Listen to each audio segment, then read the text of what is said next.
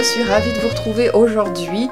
On est en septembre, il fait un temps déjà un peu mitigé, on a déjà les couleurs d'automne depuis bien longtemps, hein. Je pense que vous serez d'accord avec moi pour ça. Et je vous retrouve aujourd'hui dans une petite vidéo qui sera donc une pile à lire pour le Pumpkin Autumn Challenge qui est organisé par Gimoz. Je vous mettrai sa vidéo de présentation du challenge en barre d'informations, ne vous inquiétez pas. J'ai sorti pour l'occasion ma petite tasse freudienne avec Freud qui médite, et moi je me suis aussi hier creusé un petit peu la cervelle pour savoir ce que j'allais lire ou regarder dans le contexte de ce challenge. Néanmoins je vais pas vous présenter trop d'ouvrages parce que j'ai pas envie non plus d'avoir une liste à rallonge d'items et de livres auxquels je ne me tiendrai pas, donc je préfère aller à l'essentiel et ne pas me prendre la tête pour ce challenge. Je vais tout de même le suivre sous la forme Un appétit de goule, qui est donc le format maximal où vous allez lire tous les livres et visionner tous les films de chaque catégorie, de chaque sous-menu. Donc je vais quand même essayer de me tenir à ce challenge, mais c'est pas si énorme que ça. Sur 3 mois, ça se fait bien. Je lis régulièrement, je regarde régulièrement des séries, des films, donc je pense que ça peut être l'occasion de valider un petit peu tous les menus. Alors une petite gorgée et on attaque. Donc, le Pumpkin Autumn Challenge, cette année, s'organise autour de l'étrange cueillette. Elle a visualisé et préparé des graphismes autour un petit peu de ce topic, avec un enfant qui est en train de cueillir des champignons dans un contexte forestier un petit peu creepy. Donc dans le menu 1, Automne frissonnant, j'ai déjà lu un livre dans cette catégorie, Ghost Hunt. Il va s'agir de lire des livres dont les mots-clés sont exorcisme, chasseur de fantômes, possession, enquête. Alors, là, on sort un petit peu du thriller classique, il est question de fantômes, de possession, de chasseurs de têtes, etc.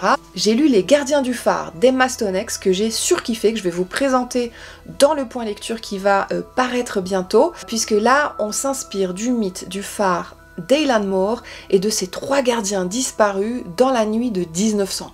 Sauf que ici Emma Stonex s'est inspirée d'événements de 1900 mais les a retranscrits dans un autre phare qui s'appelle en fait le Maiden Rock, et où 3 gardiens ont disparu également. Elle s'est complètement inspirée du mythe d'Eilean Mor, mais ici pour le retranscrire dans une version un petit peu plus moderne. Donc on est sur une double temporalité. J'ai adoré ce livre, je vous le présente en point lecture la semaine prochaine, et pour ma part, ce menu est déjà validé avec cette catégorie. Le menu 2 s'appelle Le portrait du mal, lire un livre avec un visage sinistre sur la couverture. Je suis dans Mikhail Bulgakov, Le Maître et Marguerite, qui est un chef-d'œuvre absolu de la littérature russe que j'adore. Ça se lit super bien et on est en train de le lire en lecture commune avec Anastasia Lee. Voilà, j'aime beaucoup cette couverture et j'aime surtout beaucoup ma lecture aussi. Donc pour ma part, dès que je l'aurai fini, je considère que j'aurai validé ce petit menu. Je pense également sortir Les Histoires extraordinaires de Edgar Allan Poe ici, dans cette très jolie petite bibliothèque du collectionneur avec une tranche dorée. J'ai toujours pas lu Les Histoires extraordinaires d'Edgar Allan Poe et je pense que ça peut se lire très très facilement. Donc là aussi, on a un petit visage assez sinistre sur la couverture, donc je vais le sortir à mon avis pour ce challenge. Les Sakuma Drops au milieu des Lucioles. Donc ici, Gimoz s'est inspiré du Tombeau des Lucioles, film que moi j'avais personnellement jamais vu. Ici, il faut lire un livre en rapport avec de l'historique, un drame, une biographie, quelque chose avec des frères et sœurs, ou un livre qui parle de la mémoire. Alors moi pour ma part j'ai décidé tout simplement de visionner Le Tombeau des Lucioles puisque j'avais jamais vu ce film. Je l'ai plutôt apprécié, j'ai trouvé quand même qu'il souffrait de quelques lenteurs. J'ai pas non plus pleuré toutes les larmes de mon corps, même si je le trouve effectivement triste. J'ai quand même trouvé que c'était très très bien fait, la thématique est juste poignante. Et oui, j'ai été touchée, après j'ai pas pleuré à chaudes larmes. En fait, si je l'avais pas vu pendant toutes ces années, ce film, en fait j'avais trop peur de chialer.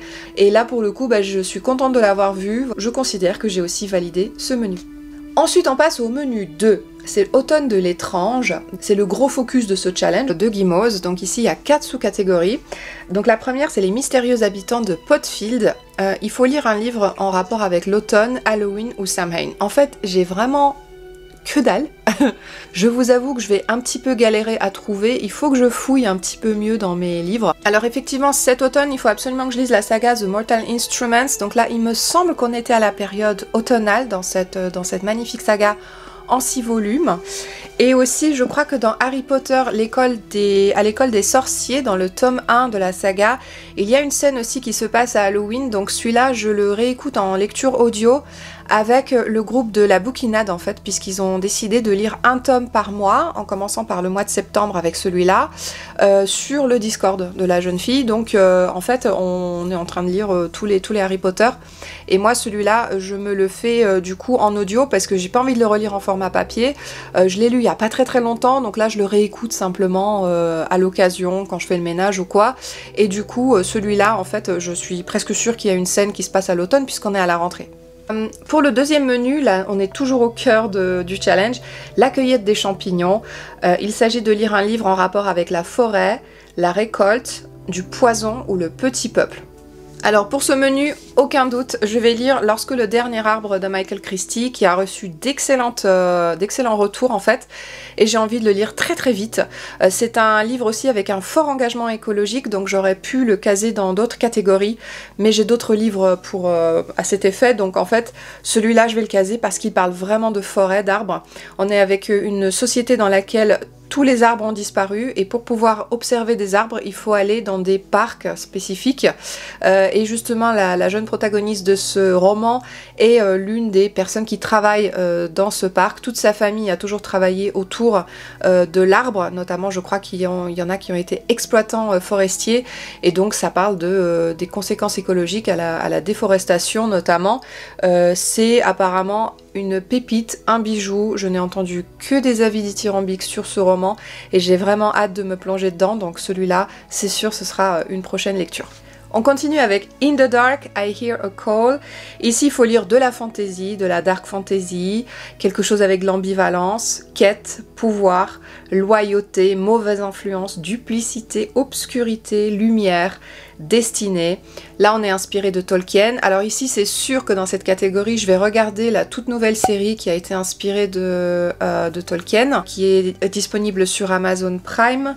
Et je vais aussi forcément lire de la fantasy, puisque je vais lire la saga The Mortal Instruments. Donc là-dessus, il n'y a pas de doute, on est dans de la fantasy. La quatrième catégorie, c'est soit vent, rêve, cendre et néant, soit nuit, noire, âme et souhait. Il faut lire un conte, du gothique, du macabre, quelque chose qui parle de sorcière, sauvetage ou disparition. J'aurais pu mettre le livre d'Emma Stonex, effectivement, lorsque vous entendez les mots sauvetage, disparition. Néanmoins, ici, du coup, je vais caser un autre livre. Et bien dans cette catégorie, je vais lire un Agatha Raisin. C'est la chasse aux sorcières, avec une ambiance très cosy, mystery, puisque là on est dans des livres assez feel good. Donc on est toujours avec les enquêtes d'Agatha Raisin. J'ai lu que le premier tome, La Quiche Fatale, qui m'avait pas forcément inspiré au niveau de l'enquête, mais j'ai adoré le personnage principal, et donc je vais me plonger dans celui-là que j'avais justement acheté exprès pour cette saison. Et du coup on passe au menu 3. Automne douceur de vivre, vous voyez cette vidéo va être très rapide. Pour 2 citrouilles en valent plus qu'une. Il faut lire un livre donc, qui est une duologie ou une série. Donc là aussi je vais lire The Mortal Instruments puisque j'ai absolument rien en duologie. Donc pour moi c'est clair que ce sera la lecture des Harry Potter et aussi la lecture des Mortal Instruments qui vont clairement être au cœur de ce challenge quoi. Ensuite, la maison Slancters, ici, il faut lire des livres qui parlent d'humour, soit un livre audio, soit une série audio, soit un podcast. Donc moi, ce que je vais faire, c'est que je vais continuer en fait les Harry Potter en audio. Donc je vais probablement mettre dans cette catégorie le tome 2 de la saga Harry Potter que je lirai donc en octobre avec la Bouquinade. Il n'y a jamais trop d'épices dans ma pumpkin pie. Ici, on parle de livres qui parlent de nourriture, enfance, famille, transmission ou plaisir non coupable. Alors dans cette catégorie, vous allez rire, mais en fait j'ai super envie de lire Succube de Clara Lecor, le tome 1 que j'avais acheté quand j'étais en Bretagne. Et en fait ici, on est avec une femme qui va être transformée en succube. Elle va donc être en proie à de multiples tentations. Donc il est vraiment question de plaisir coupable, si vous voulez. Vous pouvez me jeter la première pierre pour ce choix de roman. Mais franchement, je trouve que ça rentre dans la catégorie. Il est question de plaisir coupable. Donc voilà, il est question de sexe, clairement. Donc elle va devenir une succube, elle va un petit peu suivre tout ce qui bouge. Et elle a notamment une attraction torride pour Valory, donc qui est un démon Donc j'ai envie de dire, il est même dit que résistera-t-elle aux tentations dangereuses? On est quand même dans le thème, hein. Donc voilà, pour moi, ça va être clairement une romance là-dedans, parce que j'ai envie de lire un petit peu de romance, ça fait longtemps que j'ai pas lu de la romance, et ça me fait du bien de temps en temps, donc je pense que Succube rentre aussi très bien dans la thématique automnale. Et puis comme il est question d'enfance aussi, j'aimerais beaucoup lire My Absolute Darling de Gabrielle Talent. J'ai eu Isabelle de l'Entre du Bonheur qui m'a proposé une lecture commune, donc peut-être on arrivera à se caler un moment ensemble pour lire celui-ci, que j'ai très envie de découvrir en fait. Il est question d'une adolescente qui a grandi avec un père abusif. Pour le quatrième menu pour la quatrième catégorie de ce menu, chante-moi une chanson Sassenach. Personnage inspiré d'Outlander. Je n'ai jamais vu la saga Outlander, peut-être que je vais justement visionner la série. Il est question de mythes et légendes, de voyages dans le temps, de magie ou de dépaysement. Bon, en termes de magie, on va dire, j'ai ce qu'il faut dans ma bibliothèque. J'ai donc choisi quelque chose qui parle de mythes et légendes. Ça va me sortir un petit peu de ma zone de confort aussi. Je vais lire Olivier Perru avec Druide. Donc on est clairement dans la forêt de Brocéliande. Je crois qu'il y a eu un meurtre parmi les druides. Bref, il va y avoir une enquête. En tout cas, on est tout à fait dans le thème avec les mythes et légendes. J'aimerais beaucoup aussi sortir Le Chant d'Achille de Madeline Miller. Parce que j'ai adoré Circé et je voulais vraiment découvrir Le Chant d'Achille, j'en avais donc fait l'acquisition. En tout cas, celui-là, c'est sûr qu'il m'inspire beaucoup, on est tout à fait dans le thème de la mythologie. Enfin, le dernier menu, on est avec L'Automne rayonnant, We're all born naked and the rest is drag. Donc ici, il faut lire un livre qui parle de drague, de LGBTQI+, amour de soi, diversité, inclusivité. Alors ici, j'ai le petit roman doudou parfait de Shakti Gawain et de Laurel King, Vivez dans la lumière, développer l'amour et la confiance en soi pour l'inspirer aux autres. On est dans cette très jolie collection, j'ai lu Aventure secrète, que j'aime énormément. Et ici, il est question donc tout simplement de développer l'amour de soi. C'est pas une problématique aujourd'hui qui est au centre de ma vie parce que c'est quelque chose que j'ai vraiment acquis. Je vais vous le dire, hein, suite à une visite chez une chamane, en une séance, elle a fait de moi une autre personne. Aujourd'hui, j'ai vraiment cet amour de soi qui est toujours là, qui est toujours présent dans toutes les actions, dans tout ce que je fais. Mais quand même, ça peut être très très intéressant du coup pour cette deuxième partie, l'inspirer aux autres. Donc c'est pour ça que ce livre, je l'avais aussi acheté. Et Shakti Gawain, je la connais déjà puisque je l'avais lu avec Technique de visualisation créatrice. Je vous avais fait un post Instagram. C'est un livre qui parle de visualisation, soit pour attirer des choses, un peu comme avec la loi de l'attraction, soit tout simplement pour apprendre à se concentrer, développer cette visualisation aussi qui peut être créatrice et c'est super bien, c'est plein de petits exemples pratiques et là-dedans j'ai vu qu'elle parlait du féminin masculin, j'ai vu qu'elle parlait de l'effet miroir aussi, ça a l'air super intéressant, ça parle même de sexe donc on va découvrir ça très bientôt parce que j'ai hâte de me plonger dedans également. You Can Eat the Money, ici il s'agit d'un livre qui parle d'écologie, post-apo, anticipation, SF, engagement écologique. Donc trop facile pour moi de prendre juste un roman de SF, j'en ai plein dans ma bibliothèque. Par contre, j'ai choisi de lire le livre que je viens d'acquérir qui s'appelle Nostek de Émeric Caron. Ici, on est aux éditions Fayard et dans ce livre, on parle de l'impact écologique que représente la consommation de viande sur la planète, mais aussi l'impact sur notre santé.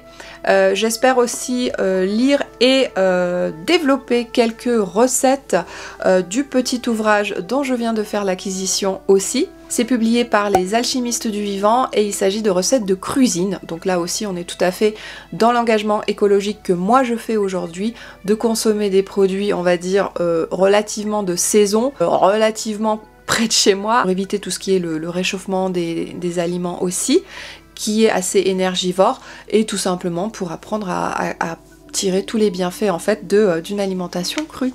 Et enfin, le don des Merrywick. Alors ici, c'est un livre qui parle de bienveillance, de sororité, de relations, de guérison et d'amour. Là pareil, hein, j'ai pas mal de livres à ce propos. Il y a deux livres que j'aimerais énormément sortir. C'est le petit livre du lâcher prise qui m'a été gentiment offert par Gwendoline. Recentrez-vous sur l'essentiel. Et puis j'aimerais beaucoup aussi lire 3 vœux de Liane Moriarty. Là il est question de 3 sœurs qui se retrouvent à un anniversaire, toutes les 3. Et pendant le repas, il va apparemment y avoir des choses qui ressurgissent. Elles ont toutes les 3 des vies très différentes. Elles sont très différentes les unes des autres, mais quand elles vont se retrouver, elles vont d'abord s'aimer, puis je crois qu'elles vont se détester.